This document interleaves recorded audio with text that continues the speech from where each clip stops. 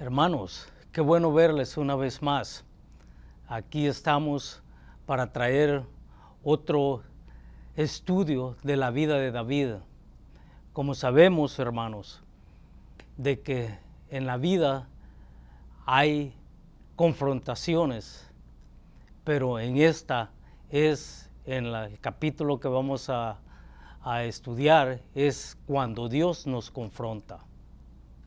La confrontación que Dios hace a nosotros, conociendo que somos sus hijos, viene Él a nosotros, no como que seamos extraños hacia Él. Él nos conoce y sabe que tenemos pecados ocultos, que los demás no saben, ya sea hermanos en Cristo, familia o amigos.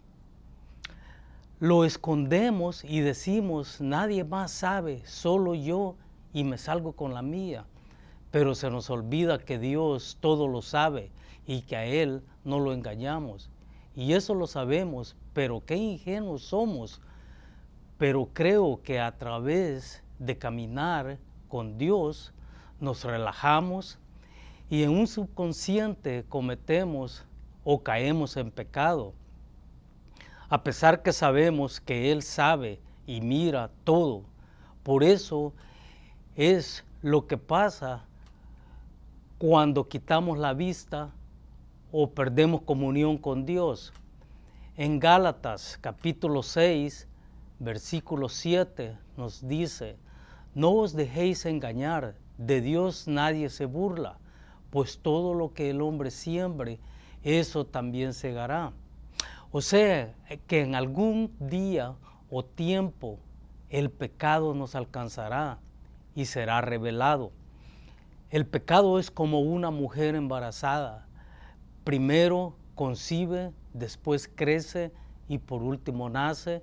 Y es cuando todos se dan cuenta de lo que hemos hecho.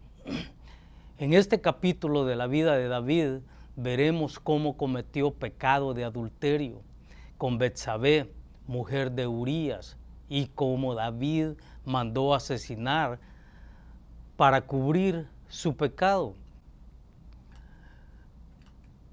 Como Dios lo confrontó, recordemos que como se hace con muchos pecados, David mantuvo en secreto el suyo, al menos es lo que él pensó. Pero en el último versículo del capítulo 11, la última parte nos dice, pero lo que David había hecho fue malo a los ojos del Señor. Pero veamos la confrontación de Dios a David. Dios le manda al profeta Natán. En 2 de Samuel, capítulo 12, versículo 1, dice, entonces el Señor envió a Natán, a David, y vino a él.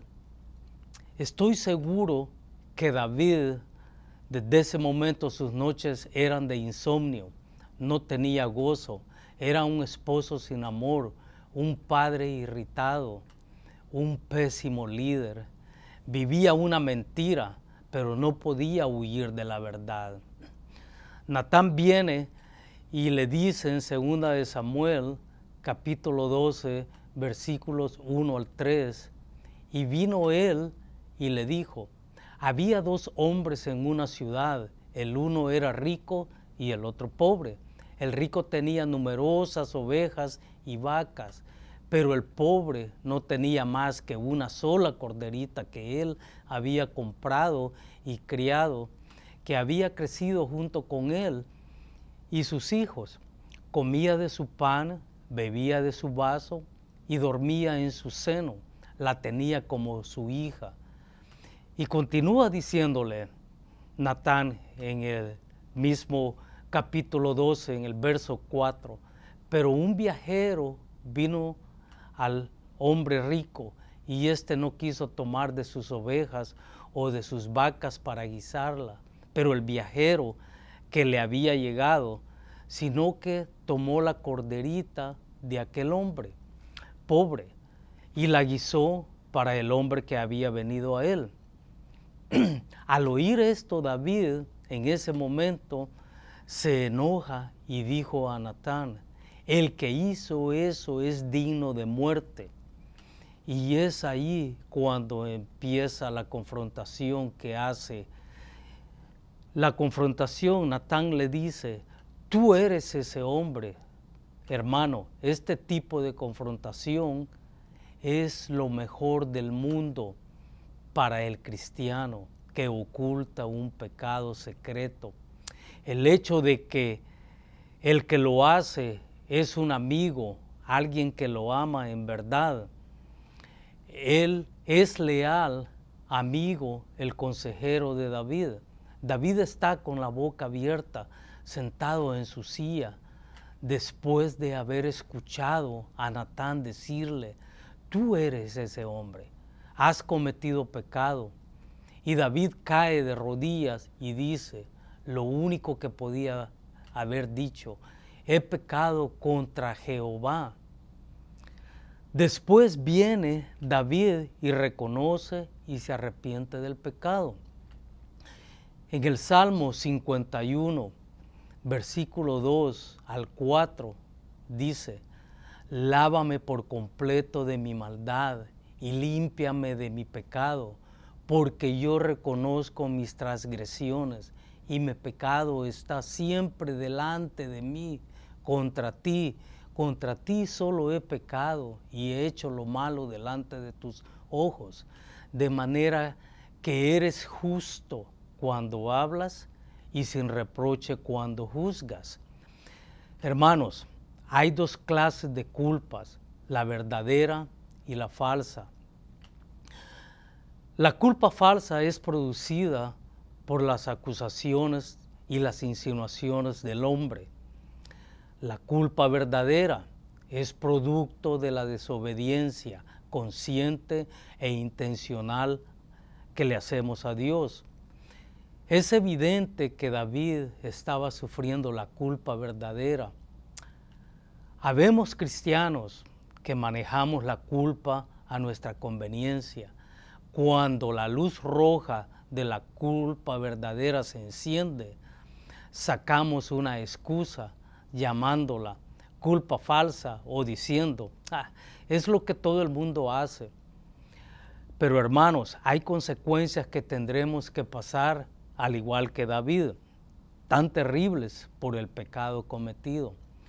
En 2 de Samuel, capítulo 12, versículos 11 y 12, dice, así ha dicho Jehová, he aquí yo levantaré contra ti el mal en tu propia casa, ante tus propios ojos tomaré tus mujeres y las daré a tu prójimo, el cual se acostará con tus mujeres a la luz del sol. Ciertamente tú lo hiciste en secreto, pero yo haré esto ante todo Israel y en pleno día. Hermanos, no quiero sonar tan drástico, pero seamos sabios. Tal vez no serían las mismas consecuencias que David pasó, pero sí hay un alto precio que pasar por la desobediencia hacia Dios. Ahora bien, lo más perfecto en nuestra vida es que evitemos al Señor que mande a un hermano o a un pastor a confrontarnos. Es mejor que nosotros mismos vengamos a Él y que podamos decir, yo soy ese hombre. Cuando Natán le dijo, tú eres ese hombre, David, dijo él, soy culpable y lo admite, he pecado contra el Señor y se arrepiente. Entonces empieza la restauración y la podemos ver en 2 de Samuel, capítulo 12, versículo 13. Entonces David dijo a Natán, he pecado contra el Señor. Y Natán dijo a David, el Señor ha quitado tu pecado, no morirás.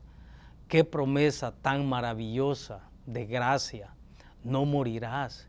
En ese momento la misión de Natán está cumplida. Este es el final de la confrontación que hace Natán. Pero yo creo, hermanos, que fue un gran alivio para David y pienso que ha de haber dicho, por fin alguien sabe la verdad y se acabó el secreto. Ahora tengo la seguridad del perdón de Dios. Por fin la llaga está abierta para que lo malo salga y desaparezca la infección. Aunque lo que Natán le dijo de parte de Dios fue doloroso, pero fue la curación. Espiritualmente eso fue lo que debió haber sentido David. Ahora, mi amigo, hermano, si Dios lo ha llamado a ser un mensajero, hágalo con habilidad y humildad. Si Dios lo llama a ser un confrontador, confronte, pero hágalo en el momento correcto y en la forma correcta. Dos lecciones que podemos aplicar para nosotros mismos al pensar en la vida de David. La primera, la confrontación efectiva. ¿Qué es? Ante todo, para ser efectivos en la confrontación, necesitamos estar equipados de 4 cosas. Primero, confrontar con verdad absoluta. No nos dejemos llevar por rumores, investiguemos, verifiquemos. No confronte a nadie si no tiene toda la verdad. Segundo, el momento correcto. Espere hasta tener la seguridad de que ha llegado el momento de Dios. Él se lo hará saber si es sensible a Dios y si está caminando con Él. Hágalo en privado. Número 3, use las palabras adecuadas. Natán no vino a David diciéndole, estás en pecado, estoy avergonzado de ti. Hermano, sea un reprensor sabio, las palabras adecuadas son cruciales. Piénselas bien antes de decirlas. 4, tenga mucha valentía. Recordemos, Natán fue enviado por Dios. ¿De quién proviene la valentía? No tema la pérdida de una amistad. Dios honra la verdad. La segunda lección, el arrepentimiento verdadero. La siguiente lección que aprendemos está en la reacción de David de un verdadero arrepentimiento. En el Salmo 51 lo podemos ver, el arrepentimiento genuino de David. Dice, hay un reconocimiento sincero. Dijo, he pecado, no he escondido mi pecado. Contra ti solo he pecado. Si la persona no dice la verdad, hermano, o dice parte de ella, no está arrepentida. Segundo, si hay un verdadero arrepentimiento, hay el deseo de apartarse totalmente del pecado. El arrepentimiento es dar la media vuelta, teniendo como base la verdad y caminando en dirección opuesta. Salomón, el hijo de David, escribió en Proverbios 28, versículo 13, el que encubre sus pecados no prosperará, pero el que los confiesa y los abandona alcanzará misericordia. En tercer lugar, si hay un verdadero arrepentimiento, hay humildad y quebrantamiento de espíritu. David dice en el Salmo 51, versículo 17, los sacrificios de Dios son el espíritu quebrantado, al corazón contrito y humillado, oh Dios, no despreciarás. Hermanos, un corazón contrito no exige nada, ni espera nada. Las personas quebrantadas y humilladas se sienten agradecidas por el simple hecho de estar vivas. En cuarto lugar, el verdadero arrepentimiento es la confianza de que ha habido perdón y restauración de parte de Dios. Esto le dice Natán a David, no morirás, pero habrá consecuencias. Todos los pecados son perdonados cuando son confesados y desechados, pero algunos pecados tienen ramificaciones tremendas y horribles. En Primera de Juan capítulo 1, versículo 9 dice, si confesamos nuestros pecados, Él es fiel y justo para perdonar nuestros pecados y limpiarnos de toda maldad. Sí, mi amigo, hermano, no todas las confrontaciones terminan como a la de Natán con David. Algunas veces no se produce el arrepentimiento. El trabajo de liberar de la culpa, de confrontar, es el trabajo del Espíritu Santo. Pero cuando nos arrepentimos, Dios nos promete restitución y perdón a través de la sangre de Cristo. No nos promete alivio de todas las consecuencias, pero sí el alivio que solo puede dar el Espíritu Santo. Hermanos, para terminar quiero animarlos que no esperemos que Dios nos confronte. Vengamos a Él. Nosotros sabemos cuando estamos mal. Ahorrémosle a Dios ese tiempo. Reconozcamos y arrepintámonos de esa culpa por la que usted o yo hayamos hecho. Esto, hermano, traerá alegría, alivio. Podremos reír, gritar, y eso solo lo produce el arrepentimiento. David lo reconoce.